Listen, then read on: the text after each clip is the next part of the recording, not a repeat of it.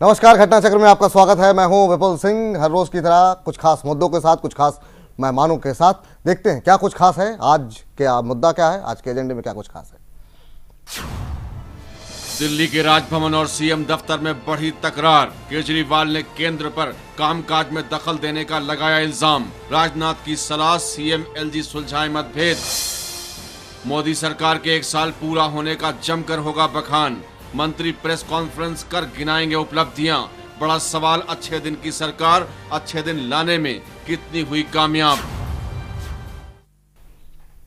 चलिए, तो आज के दो खास एजेंडे हैं। पहला मुद्दा है जो सियासी हंगामा, जिस तरीके का ड्रामा चल रहा है दिल्ली के अंदर, और एक तरीके से ईगो का सवाल प्रतिष्ठा से जोड़ लिया गया है एलजी का, और वर्सेस जो है जो आम आदमी पार्टी की दिल्ली में सरकार है। आपको बता दें, इस पूरे विवाद को लेकर के मुलाकात की गई राष्ट्रपति के साथ। आज प्रधानमंत्री को खत लिखा गया। कहा यह गया कि उन पर ज़बरदस्ती दबाव डाला जा रहा है। कहा यह गया कि एलजी साहब अपने स्तर से सरकार चलाने की कोशिश कर रहे हैं। ऐसे में तमाम कानूनों, तमाम संविधान का भी हवाला दिया गया। इसको हम समझेंगे, लेकिन सब कुछ बयान सुनते हैं। सबसे पहले मनीष सिसोदिया ने क्या कुछ कहा जब राष्ट्रपति से उनकी मुलाकात हुई, आइए पहले वो सुनते हैं।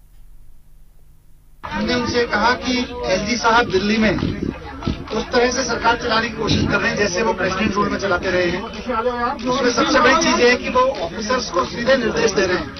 पिछले 1 हफ्ते में कम से कम 4 बार एलजी साहब की तरफ से ऑफिसर्स को सीधे निर्देश दिए गए, चीफ मिनिस्टर को बाईपास करके, मिनिस्टर्स को, काउंसिल ऑफ मिनिस्टर्स को बाईपास करके सीधे एलजी की तरफ से निर्देश दिए गए जैसे राष्ट्रपति शासन में दिए जाते हैं। तो एक डेमोक्रेटिक गवर्नेंस, डेमोक्रेटिक तरीके से चुनी गई गवर्नेंस के वहां मौजूद होते हुए इस तरह से चीफ मिनिस्टर, मिनिस्टर्स को बाईपास करके छोटे छोटे ऑर्डर्स, इंस्ट्रक्शंस इशू करना ऑफिसर्स को, और फिर उनको थ्रेटन करना कि अगर नहीं करोगे तो हमारा ट्रांसफर करा देंगे, ये तो डेमोक्रेसी के लिए ठीक नहीं है।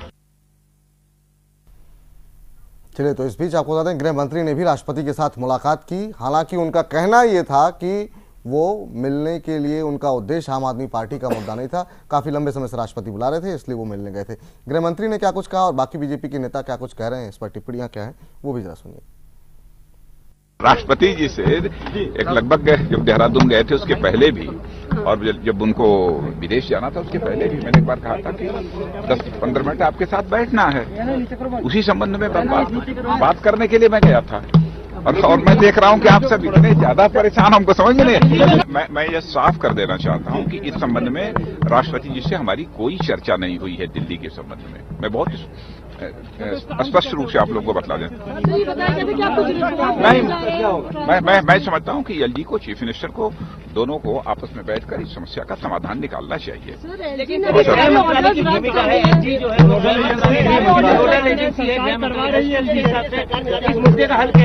मैं समझता हूं कि एलजी और चीफ मिनिस्टर आपस में बातचीत के द्वारा इसका समाधान कोई न कोई निकालेंगे ही।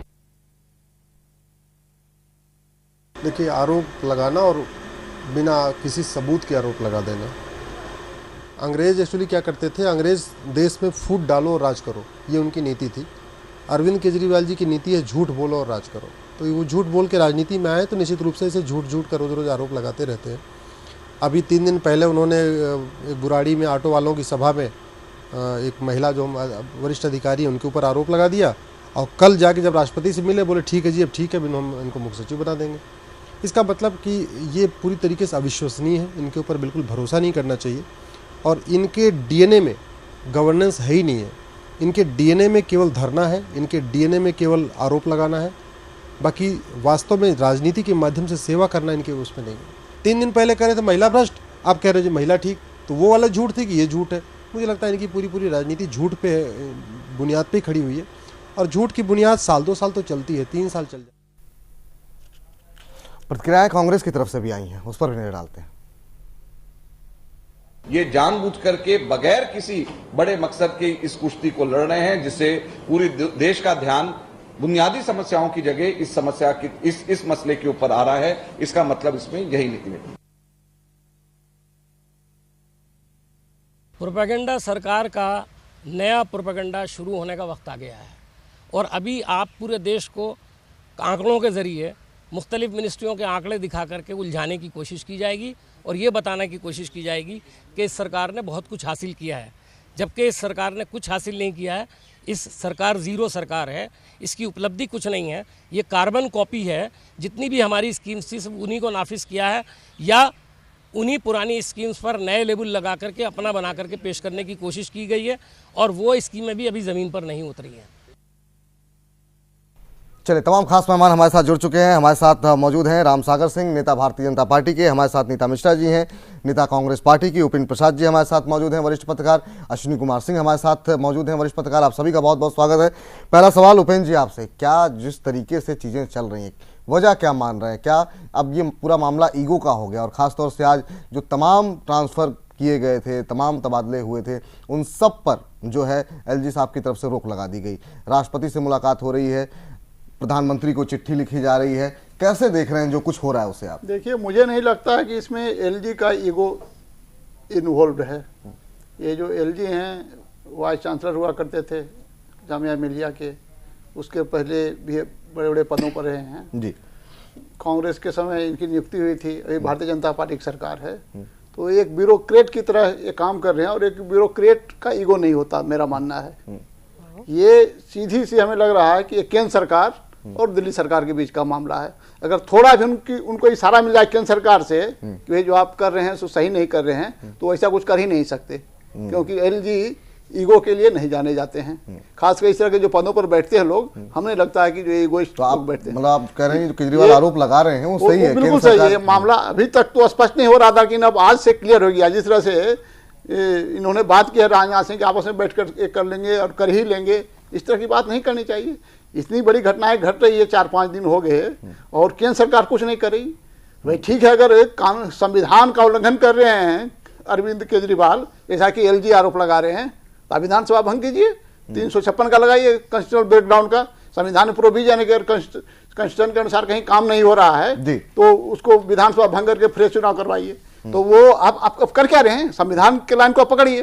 और जहां तक इंडिया में एक पार्लियामेंट्री डेमोक्रेसी है, इलेक्टेड गवर्नमेंट जहां है, तो जो इलेक्टेड गवर्नमेंट का जो चीफ एग्जीक्यूटिव ऑफिसर होता है वो इलेक्टेड होता है। चीफ एग्जीक्यूटिव ऑफिसर यहाँ मुख्यमंत्री है, न कि एलजी है। भाई ठीक है, ये लिमिटेड सरकार है, इसके पावर लिमिटेड है, लेकिन दिल्ली पुलिस के कमिश्नर का तो ये अपॉइंटमेंट नहीं कर रहे हैं, ये डीडीए के वाइस चेयरमैन का तो अपॉइंटमेंट नहीं कर रहे हैं। जो इनका अधिकार क्षेत्र में है उसी में अपॉइंटमेंट कर रहे हैं, तो उसमें एलजी क्यों अड़ंगा डालेंगे? एलजी को उसी तरह से काम करना चाहिए जो क्षेत्र है अरविंद केजरीवाल सरकार का, दिल्ली सरकार के अंदर जो डिफाइंड क्षेत्र है उसमें एलजी को उसी तरह से काम करना चाहिए जिस तरह से राष्ट्रपति काम करते हैं। नहीं तो ये जो बहुत गलत परंपरा है और ये बहुत भयानक घटना घट रही है। मेरे लगता है आजादी के बाद पहली बार है कि इलेक्टेड गवर्नमेंट का जिसका डेजिग्नेशन जिसको लीड कर रहा है चीफ मिनिस्टर, अगर मान लीजिए कोई मेयर हो या चेयरमैन हो म्यूनिसिपैलिटी का, म्यूनिसिपल कॉर्पोरेशन का, उसमें जो एडमिनिस्ट्रेटर होता है, सरकारी होता है, वो करे तो अलग बात है। लेकिन एक मुख्यमंत्री का पद आपने दे दिया है और देख रहे हैं कि मुख्यमंत्री से ज्यादा एलजी है और आप बदला रहे हैं। संविधान में लिखा हुआ है, छोटा छोटा रिएक्शन सबसे ले लेते हैं ताकि मुझे ब्रेक पर भी जाना है। बहुत छोटा रिएक्शन आपसे राम सागर जी जानना चाहेंगे। कहा यह जा रहा है केंद्र सरकार जिस तरीके से मौन होकर के इस पूरे मामले पर जो है खेल रही है, एक तरीके से कोई रिएक्शन नहीं आ रहा है। जैसा उपेंद्र जी कह रहे थे, अगर आपको वाकई में लग रहा है संविधान का उल्लंघन हो रहा है तो बर्खास्त कीजिए, नहीं तो फिर जिस तरीके से एक चुनी हुई गवर्नमेंट अपने मुख्य सचिव को नियुक्त नहीं कर सकती है, तो ये तो स्थिति अपने आप में आपको लगता नहीं है काफी भयावह है? तो सुभाष कश्यप जी जो संविधान विशेषज्ञ माने जाते हैं, उनका कथन है कि यहाँ के चीफ मिनिस्टर से ज्यादा पावरफुल उनको काम नसीब जंग जी के पास है, इस तरह का काम करने का अधिकार है। अब सुभाष कश्यप जी हिंदुस्तान के जाने माने संविधान विशेषज्ञ माने जाते हैं। संविधान विशेषज्ञों की अलग अलग राय है। वो सबसे बड़े अभी के टाइम में वो माने जाते हैं, उनकी ये राय है। हमें पता है, हम उनको 25 साल से जानते हैं। वो हमने वो किस तरह के संविधान विशेषज्ञ हैं और कितनी बार उल्टी सुल्टी बातें उन्होंने की है वो भी हम जानते हैं। बहुत बार उन्होंने एकदम ऐसी बातें की इसका संविधान से कोई मतलब नहीं रहा।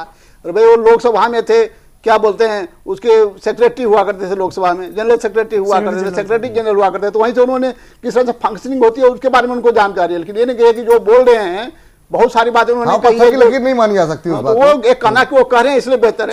संविधान में क्या लिखा हुआ है, हिंदी में संविधान उपलब्ध है, कोई भी पढ़ सकता है, अंग्रेजी में संविधान उपलब्ध है, कोई भी पढ़ सकता है, भारत की सही भाषाओं में संविधान उपलब्ध है। पत्रकार महोदय, मेरा ये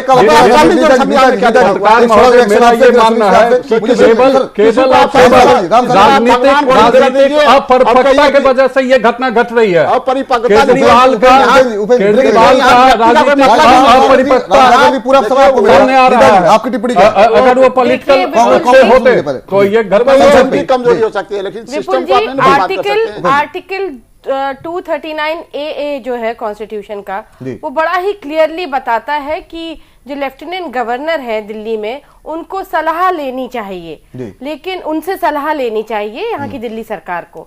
सलाह लेना तो चाहिए, लेकिन इसका मतलब ये नहीं कि लेफ्टिनेंट गवर्नर को अपनी बात इम्पोज करनी है। तो यहाँ पर जैसा आपने पहले कहा ईगो, तो मुझे नहीं लगता ये केवल अब एक ईगो की बात रह गई है, ये उससे एक बड़ा कहीं गहरा विषय हो गया। चलिए अश्विनी जी, आपकी बहुत संक्षेप में टिप्पणी चाहिए उसका। विपुल, इसमें जो पूरा प्रकरण है ये मैं भूपेंद्र जी की बातों से आधी बातों से सहमत हूं, और दूसरा इसका जो पूरा अगर आकलन किया जाए तो दोनों राजनीतिक दल जो हैं, जो एक दिल्ली की सत्ता पर काबिज है और एक केंद्र की सत्ता पर काबिज है, वो इस कंट्रोवर्सी को रिफ्यूल कर रहे हैं। दोनों के अपने अपने हित हैं। अगर ऐसी स्थिति में अरविंद केजरीवाल या केंद्र में से कोई भी इसका निराकरण करना चाहे तो केंद्र के पास विधि मंत्रालय है और बहुत सारे विधिवेत्ता हैं, लेकिन अरविंद केजरीवाल के पास ये विकल्प था कि वो सुप्रीम कोर्ट चले जाते और वो रेफरल ले सकते थे। सुप्रीम कोर्ट को कस्टोडियन ऑफ कॉन्स्टिट्यूशन कहा जाता है इनफैक्ट। तो उसकी जो राय है वो या उसका जो आदेश होता है उस मामले में लागू होता और अंतिम होता। अगर इस कंट्रोवर्सी को दोनों में से कोई खत्म करना चाहता तो ये बड़ा साधारण सा विकल्प था, आप सुप्रीम कोर्ट में जाते और आप पूछते कि साहब ये स्थिति है, हम चुनी हुई सरकार है, लेफ्टिनेंट गवर्नर अपॉइंटी हैं और वो इस तरह से हमारे काम में दखल दे रहे हैं, उनको अधिकार है या नहीं। कोर्ट अपने आप इस पर क्या कहते हैं राय दे देता और अंतिम फैसला माना जाता वो और अंतिम यथार्थ होता। लेकिन कांग्रेस और बीजेपी, माफ कीजिएगा, आम आदमी पार्टी, तो हाईकोर्ट के एक जज ने भी अरविंद केजरीवाल के खिलाफ, सरकार के खिलाफ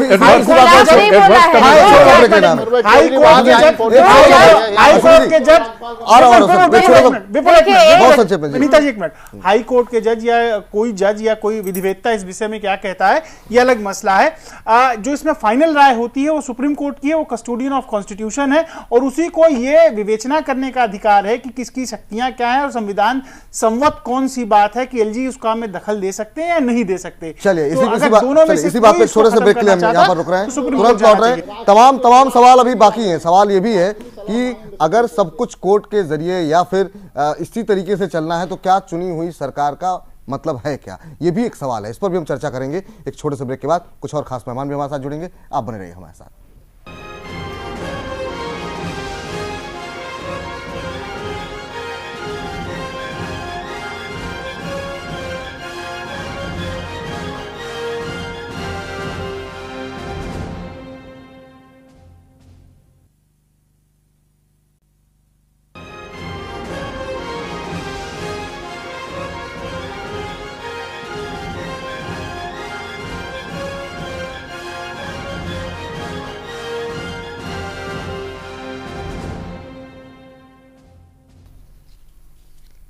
घटना चक्र में ब्रेक के बाद आपका स्वागत है। तमाम खास मेहमान हमारे साथ बने हुए हैं और ब्रेक के पहले हम तमाम तरह के सवाल उठा रहे थे। नीता जी, आपसे जानना चाहेंगे, अब ये जो टशन बना हुआ है दोनों तरफ से, क्या कुछ कैसे हल निकलता हुआ दिखाई दे रहा है? आपकी पार्टी भी, जो हम तमाम बयान सुन रहे थे, वो भी केजरीवाल को ही दोषी मान रही है। बीजेपी की तरफ से भी ऐसा लगता है, सेम प्रतिक्रिया आ रही है।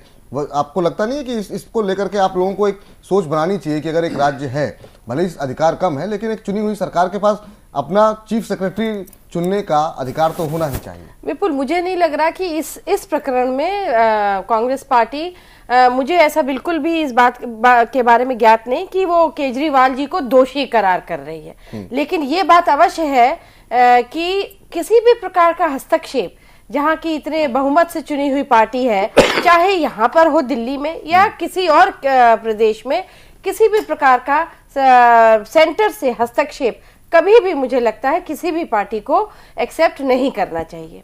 और लेकिन इसी के साथ साथ एक बात और मैं कहना चाहूंगी कि आए दिन केजरीवाल जी की सरकार कोई ना कोई ऐसे मुद्दे को जनता के सामने ले आती है कि जो मेन जिस लिए जनता ने चुना था उस सरकार को, वो मुद्दे सब पीछे हो गए। सबसे बड़ा मुद्दा था गवर्नेंस का।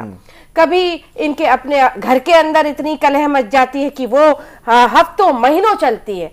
उसके बाद कभी कोई रैली में कोई कांड हो जाता है, उसको लेकर के।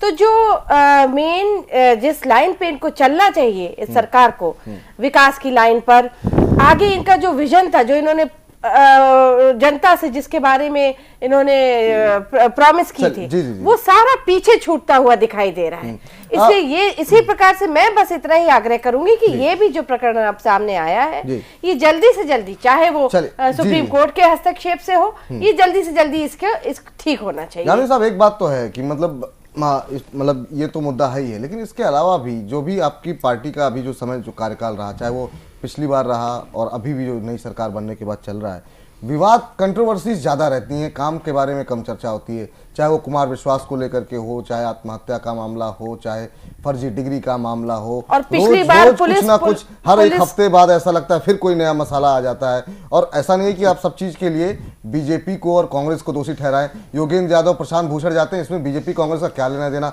हर बात में आप कहते हैं बीजेपी साजिश कर रही है, कांग्रेस साजिश कर रही है। अपने अंदर भी झांकते हैं कि हाँ कुछ कमियां हैं, हम नहीं हैंडल कर पा रहे हैं चीजों को। कंट्रोवर्सीज की वजह से ज्यादा आप लोग चर्चा में रह रहे हैं। यामिन साहब, नहीं ऐसा नहीं है। देखिए, कंट्रोवर्सीज का जहाँ तक ताल्लुक है, आम आदमी पार्टी में जितने भी सदस्य हैं, जो भी इसके चुने हुए एमएलएज हैं, वो सब के सब हैं तो भारत के ही, सबका माइंडसेट तो एक ही है, सब इन्हीं में से लिए गए हैं। आहिस्ता अब चूंकि हमारे ऊपर, चूंकि हम पार्टी विद द डिफरेंस अपने आप को कह रहे हैं और हैं, तो इसलिए हम पर सबकी नजर है कि हम करें तो करें, चलेगा। लेकिन ये क्यों कर रहे हैं, ये असल प्रॉब्लम ये है। देखिए, प्रॉब्लम ये नहीं, देखिए एक बात सुनिए, कर रहे होते आप तो प्रॉब्लम ही नहीं। मैडम एक मिनट प्लीज। जहां तक कुमार विश्वास जी का ताल्लुक है, ये तो कोई बात नहीं समझ में आ रही है कि हस्बैंड कहता है, माफ कीजिए मैं बहुत ही आदर और सम्मान के साथ ये बात कह रहा हूं, पत्नी कह रही है कि मैं निर्दोष हूं, सच्ची हूं। पति कह रहा है कि अगर विश्वास कहते तो मैं सच्ची मान लूंगा। अजीब बात है, इससे बड़ी हिमाकत और क्या होगी? पत्नी को हटाइए, इससे बड़ी हिमाकत क्या होगी? जब ऐसी कोई शिकायत आती है, बिला वजह का इशू, बिला वजह का इशू उछाल दिया कि थर्ड पर्सन कौन है बीच में। जब दिल्ली महिला आयोग बुलाया गया तो विश्वास जी क्यों नहीं वहां पहुंचे? वो कौन होता है बीच में आने वाला? देखिए सर, आप फिर इस मुद्दे को पति पत्नी के बीच में लेकर के जा रहे हैं। आप ऐसा सर्कुलर जारी करते हैं, मीडिया को वैवाहिक जीवन 50 साल मीडिया के ऊपर होने जा रहा है, कोर्ट उसे नामंजूर कर देता है। जो रिलेशन है वो बाद में आता है, पहले आप देखिए कि उस महिला ने क्या आरोप लगाया। मैं भी जानता हूँ गृहस्थ आश्रम क्या होता है। मैंने 85 साल के 27 जून को पूरी होने जा रही है। मैं आपको उसके लिए आमंत्रण जरूर दूंगा और आशा है कि आप लोग बधाई देने आएंगे। लेकिन देखिए, जहां तक ये विवाद की बात है, विवाद तो सबके साथ रहते हैं, विवाद होते रहते हैं, लोकतंत्र है ये, इसमें बिल्कुल बहस होना चाहिए। पार्टी विद डिफरेंस, इसका मतलब ये नहीं है। आप पार्टी विद डिफरेंस मतलब क्या हुआ? बस विवादों में घिरे रहना हर समय, बस विकास को पीछे, बस उसकी बातें कहीं एक प्लेटफॉर्म मिल गया, वहां पर आंदोलन करें और पीछे हो गए। जितना विवाद मीडिया में डिस्कशन हो रहा है, जितना हाईलाइट मीडिया में विवाद हो रहा है, जमीन पर उतना नहीं है। चलिए आपसे रामसागर जी, काम हो रहे हैं, अब दूसरे मुद्दे की तरफ बढ़ना है। और इतने काम हो रहे हैं, जो जमीन पर इतने काम हो रहे हैं, जाना चाहेंगे कि आप सोच भी नहीं सकते रिपोर्ट कार्ड आएगा इस मामले में, क्योंकि लगातार इल्जाम केंद्र सरकार के ऊपर ही जा रहा है कि भाई एलजी उनके इशारे पे काम कर रहे हैं। बिल्कुल आपको लगता है कि केंद्र सरकार को भी एक स्टैंड लेना चाहिए, इस बारे में कुछ बोलना चाहिए, स्पष्ट रूप से अपनी भूमिका क्या है क्या नहीं है स्पष्ट करनी चाहिए? नहीं, केंद्र सरकार तो की इसमें भूमिका ही नहीं है। और तत्काल तुरंत अगर केंद्र सरकार कोई कार्रवाई करती है या कुछ बात कहती है, केंद्र सरकार तो तुरंत कहा जाएगा कि अगर एलजी साहब सही है तो आकर के भी बोलिए कि नहीं केजरीवाल साहब गलत कर रहे हैं। अगर केजरीवाल साहब सही हैं तो अगर एलजी को बर्खास्त कीजिए, अपने तमाम जगहों पर राज्यपाल बदले हैं, यहाँ भी बदल सकते हैं। नहीं, ये दोनों गए हैं, दिल्ली का राज्यपाल क्यों नहीं बदला गया? भी मिले हैं और राष्ट्रपति से नजीबगंज भी मिले हैं। वो बीजेपी को सूट करता है। दिल्ली का राज्यपाल बीजेपी को सूट कर रहा है और बीजेपी के एजेंडे को लेकर चल रहा है। उपेंद्र जी माफ कीजिएगा, इसलिए नहीं बदला गया, बाकी सब बदल दिए। बड़े अच्छे लोग, बड़े काबिल लोग हटा दिया गया। अनुभवी नेता हैं, सुलझे हुए नेता हैं, संविधान को अच्छी तरह से समझते हैं, हमारी राजनीतिक व्यवस्था उसको बहुत अच्छी तरह से समझते हैं और हमें लगता है कि राष्ट्रपति इस मामले को हल कर देंगे। उन पर मुझको पूरा विश्वास है। और ये हल होगा अरविंद केजरीवाल के पक्ष में। सर देखिए, इतना अधिकार तो दीजिए ना मुख्यमंत्री को, जिसको आप आंसरेबल कह रहे हैं हर काम के लिए, हर बात का सवाल उनसे पूछे जवाब दे उनको बनाया जा रहा, तो इतना अधिकार भी उनको नहीं कि वो अपनी टीम खड़ी कर सके जिस टीम से वो काम लेंगे। चलिए एक छोटे से ब्रेक के लिए रुक रहे हैं, जल्द लौट रहे हैं और ब्रेक के बाद जब बात करेंगे तो फिर लौटेंगे। किस तरीके से जश्न की तैयारियां चल रही हैं, मोदी सरकार के 1 साल पूरे होने जा रहे हैं, कांग्रेस के निशाने पर हैं और सरकार के तमाम मंत्री अपना बखान और अपना रिपोर्ट कार्ड लेकर के तैयार हैं। इस पर चर्चा एक छोटे से ब्रेक के बाद।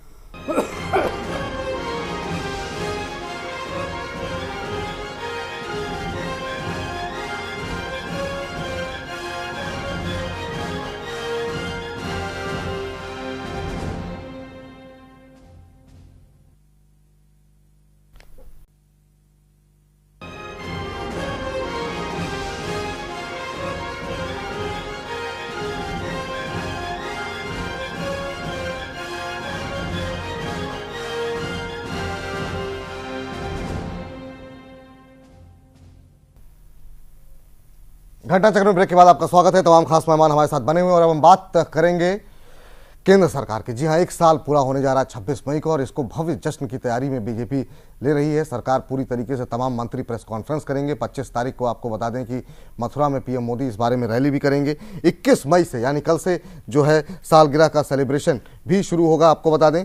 और तमाम तरीके से जो है कोशिश ये की जा रही है लोगों तक रिपोर्ट कार्ड पहुंचाया जाए, पैम्पलेट बनाई गई है, बुकलेट बनाई गई है, क्या कुछ अच्छे काम है इसका भी जिक्र किया जाएगा। तमाम खास मेहमान हमारे साथ मौजूद हैं। उपेंद्र जी, आपसे जानना चाहेंगे, 1 साल पूरे होने जा रही है, सरकार के 1 साल पूरे होने जा रहे हैं और कहा यह जा रहा है कि सरकार ने तमाम अच्छे काम किए हैं और 1 साल के काम का लेखा जोखा पहुंचाया जाएगा। 1 हफ्ते तक सेलिब्रेशन चलेगा, 2 जून तक प्रेस कॉन्फ्रेंस होंगी। गृह मंत्री से लेकर के सुषमा स्वराज से लेकर के नितिन गडकरी, तमाम लोग हर रोज प्रेस कॉन्फ्रेंस करेंगे और बताएंगे अपने अपने मंत्रालय में क्या कुछ काम किया। कैसे देख रहे हैं इस 1 साल को? अच्छे दिन की बात थी, अच्छे दिन आए क्या?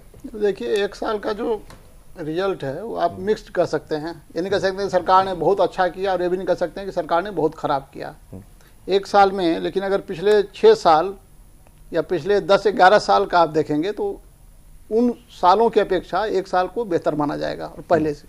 लेकिन जितनी आकांक्षाएं उन्होंने जगा दी थी, उम्मीद जगा दी थी, उस हिसाब से अगर इसका आकलन किया जाए तो माना जाएगा कि बहुत संतोषजनक साल नहीं रहा है। क्योंकि भ्रष्टाचार का मामला है। ये दावा तो बहुत कर रहे हैं कि नहीं ये नहीं भ्रष्टाचार, लेकिन जब आने लगता है तब पता चलता है। क्योंकि भ्रष्टाचार, बहुत सारे भ्रष्टाचार बड़े बड़े होते हैं जो छिपकर होते हैं, कुछ ही होते हैं, लेकिन जो खुले रूप में हो रहे हैं वो अभी बहुत लोगों को दिखलाई नहीं पड़ रहा है कि भ्रष्टाचार पर अंकुश लगा है जहाँ खुले रूप से होते हैं वहाँ। दूसरा है कि इन्होंने एक बड़ा वायदा किया था और जो हमें लगता है कि इसको याद दिलाना चाहिए सरकार को। प्रधानमंत्री ने कहा था कि हम ऐसा कानून बनाएंगे कि जो भी विधायक या सांसद चुन कर करके आते हैं और उनके ऊपर कोई मुकदमा चल रहा हो उसकी भी जांच तो उस मुकदमे का फैसला 1 साल के अंदर हो जाए। इस दिशा में कुछ नहीं किया गया। अब 1 साल पूरा हो रहा है तो जितने भी सांसद जो जीत करके आए हैं, लोकसभा के सदस्य हैं, जिन पर आपराधिक मुकदमे चल रहे हैं भ्रष्टाचार के या गैर भ्रष्टाचार के अपराध के, तो उसका होना चाहिए, वो नहीं हुआ। तो हमारा जो लीगल सिस्टम है वो सबसे बड़ी समस्या है। उसी तरह से देखिए एजुकेशन सिस्टम है, एजुकेशन सिस्टम में भी जैसा होना चाहिए था वैसा नहीं हो पाया। हेल्थ सिस्टम है, हेल्थ सिस्टम में भी गड़बड़ी आ रही है। जो 3 जो मुख्य सिस्टम है, हेल्थ सिस्टम, लीगल सिस्टम और एजुकेशन सिस्टम, ये तीनों में जो सिस्टेमिक चेंज आना चाहिए, व्यवस्थागत बदलाव आना चाहिए, वो लाने की हमें लगता है प्रक्रिया शुरू भी नहीं की गई है। तो ये सब सरकार को आगे करना चाहिए। लेकिन ये नहीं कर सकते 1 साल का जो इसका जो कार्यावधि है वो पूरी तरह से विफल है, क्योंकि इसमें महंगाई पर ब्रेक लगी है, एक बड़ी बात है। ये ठीक है, कुछ वस्तुएं महंगी भी हुई है, दलहन वगैरह बहुत महंगी हो गई है, लेकिन ओवरऑल जो मुद्रास्फीति की स्थिति है वो संतोषजनक है। विकास की दर भी बढ़ रही है, कुछ इंडिकेटर्स बेहतर हैं, लेकिन जितनी उम्मीद है और जितनी उम्मीद थी वो उस पर खरे नहीं उतरे। चलिए रामसागर जी, आपसे जानना चाहेंगे, कांग्रेस कह रही है 10 में से 0 नंबर राहुल गांधी दे रहे हैं। कहा जा रहा है कि कोई काम नहीं हुआ, तमाम बातें कही गई थी, काला धन वापस आएगा, नहीं आया, 15 लाख आएंगे, वो नहीं हुआ, तमाम जो जॉब नई अपॉर्चुनिटीज़ खुलेंगी ऐसा कुछ नहीं दिखाई दे रहा है। लोग कह रहे हैं विदेश में ज़्यादा घूम रहे हैं। 1 साल में ग्राउंड पे चीज़ें नहीं दिखाई दे रही हैं। कोशिश की जा रही है, जनधन योजना का जिक्र किया जा रहा है, तमाम चीज़ों का, लेकिन अभी तक जो जनधन योजना के जरिए अकाउंट्स भी खुले हैं वो एक्टिव नहीं है। वो एक बड़ी समस्या है जिसको लेकर के आरबीआई गवर्नर भी कह रहे हैं। तो अभी तक लोग कह रहे हैं 1 साल में कुछ खास हुआ नहीं है। आपकी टिप्पणी? नहीं, मैं एक एक चीज का जिक्र करते जाऊं। हाँ, संक्षेप में रखेगा। हाँ, संक्षेप में मैं रख रहा हूं। काले धन का बात है, इनकी सरकार ने कांग्रेस स्विस बैंक से या जहां भी पैसे थे कांग्रेस के कार्यकाल में उन सारे पैसों को निकलवा दी कांग्रेस सरकार ने।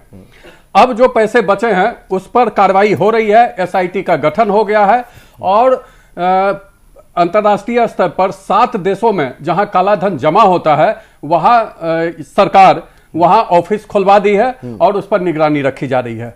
काला धन पर कानून भी ला दी है सरकार। आगे बढ़िए। दूसरा जनधन हमारी योजना बात का तो सवाल है। राम सागर जी, कांग्रेस पार्टी की बात तो दूर रही, अब तो आपके ये जो योगा गुरु हैं इन्हीं ने कह दिया है कि कुछ समय और वो देखेंगे, फिर अपना वो उसके लिए क्या काले धन के लिए क्या कदम लेना है वो बड़ी जल्दी सुनिश्चित करेंगे। मैं तो बता दिया कि काले धन पर क्या क्या कार्रवाई की गई है। कहा था काले धन के बारे में और कितना पैसा ला करके गरीबों के उसमें जाएगा 15-15 लाख।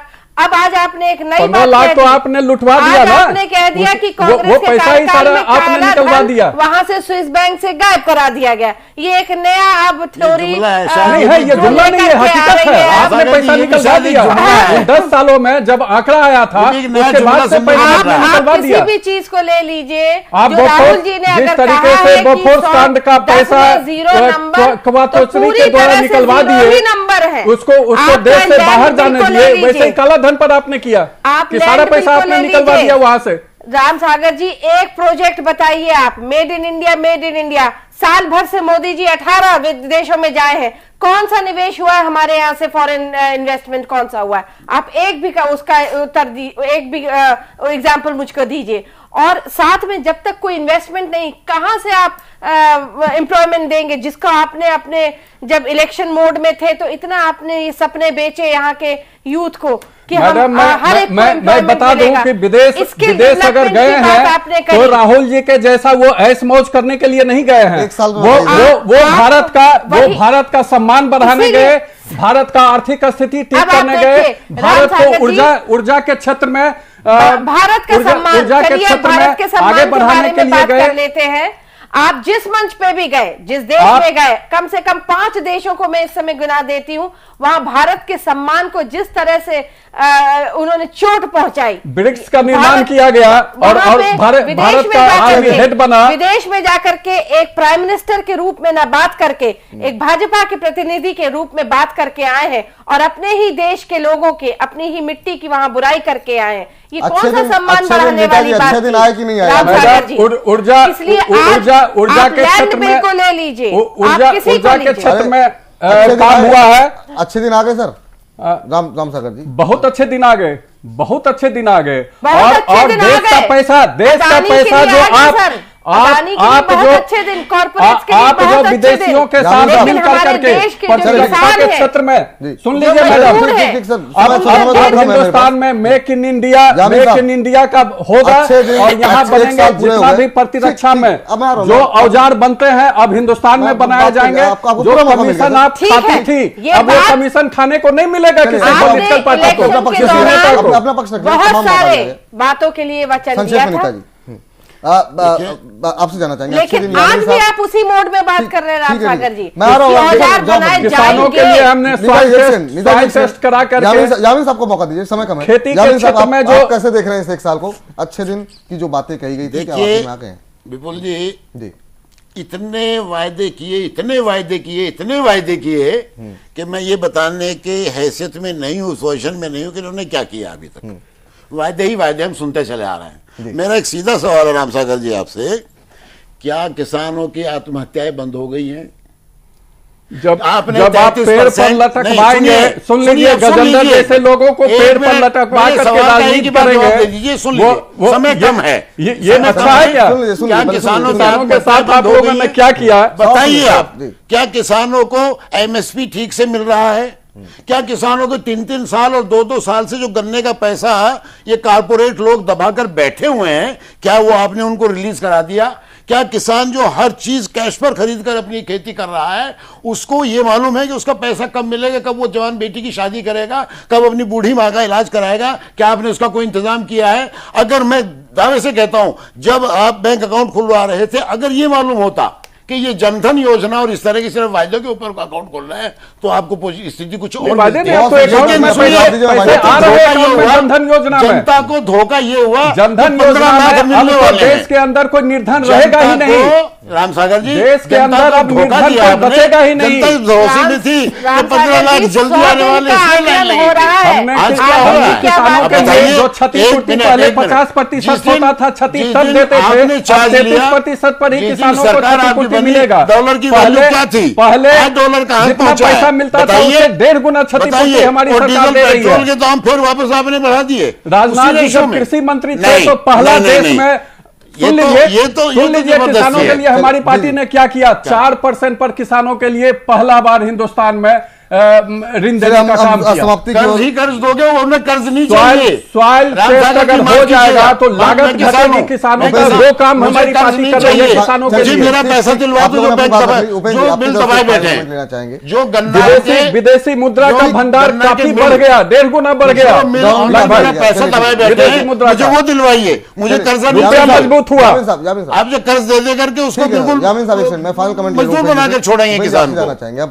क्योंकि अब सेलिब्रेशन शुरू होगा, तमाम रिपोर्ट कार्ड लाई जाएंगी। अगर इस एक साल को जज करें, कई सारे सवाल उठते हैं। तो डॉलर को लेकर के जिस तरीके से वादा कहा जाता था उस समय कि जो उम्र नेताओं की है वहां पर पहुंच गया है रुपया, अभी भी हम देख रहे हैं नए निचले स्तर बन रहे हैं। 64 क्रॉस हो रहा है। तमाम एक्सपर्ट कर रहे हैं कि आने वाले दिनों में 67-68 तक जा सकता है। तो ये बहुत, और इससे वित्तीय घाटा फिर बढ़ेगा। पेट्रोल डीजल की कीमतें बढ़ने का खतरा भी है। अंतर्राष्ट्रीय स्तर पर जैसे दाम बढ़ेंगे और मुश्किलें बढ़ सकती हैं। मानसून को लेकर के अभी भी चिंता है। तो आपको लगता है कि अभी जो स्थिति है और आने वाला समय बहुत अच्छा नहीं दिखाई दे रहा है? अभी देखिए, जिस तरह से अर्थव्यवस्था का प्रबंधन किया जा रहा है सरकार के द्वारा, अगर ऐसे ही जारी रहा तो वास्तव में आने वाले दिनों में स्थितियाँ बहुत विकट हो जाएंगी। सबसे बड़ी समस्या है कि जो हमारे जो वित्त मंत्री हैं वो उन्हीं नीतियों को, बहुत सारी नीतियों को लेकर चल रहे हैं जो चिदम्बरम की नीतियां थी। तो जब तक उसमें बदलाव नहीं आएगा, आप डायरेक्शन नहीं बदलेंगे, दिशा नहीं बदलेंगे, तो उसी दिशा को लेंगे तो उसी दशा को प्राप्त करेंगे। तो आपने जो प्रश्न सवाल खड़ा किए हैं या चिंता व्यक्त की है वो बिल्कुल जायज़ है। और हमें लगता है कि एक साल तो इसलिए कुछ ज़्यादा दिखाई नहीं पड़ा क्योंकि अनाज का बहुत बड़ा भंडार पहले ही से उपलब्ध था। अंतर्राष्ट्रीय बाजार में तेल की कीमतें गिरी हुई थी। लेकिन अगर मानसून फेल होता है, थोड़ा भी कमजोर पड़ता है और अंतर्राष्ट्रीय स्तर पर तेल की कीमतें बढ़ती है तो इनके लिए अर्थव्यवस्था का प्रबंधन करना बहुत ही मुश्किल हो जाएगा। और उसके बाद एक संभाल पाएंगे या ना पाएंगे इसके बारे में अभी। चलिए, बहुत बहुत शुक्रिया जामिन साहब, आपका भी उपेंद्र जी बहुत बहुत शुक्रिया, नीता जी आपका भी बहुत बहुत शुक्रिया, राम सागर जी आप भी इस कार्यक्रम में जुड़े बहुत बहुत धन्यवाद। हम लगातार ये कवरेज करते रहेंगे। 26 तारीख तक क्या कुछ लेखा जोखा रहा है एक साल का, इसको लेकर के आपके सामने आते रहेंगे। फिलहाल घटना चक्र को यहीं समेटते हैं। तमाम बड़ी खबरों के लिए आप देखते रहिए जन टीवी। नमस्कार।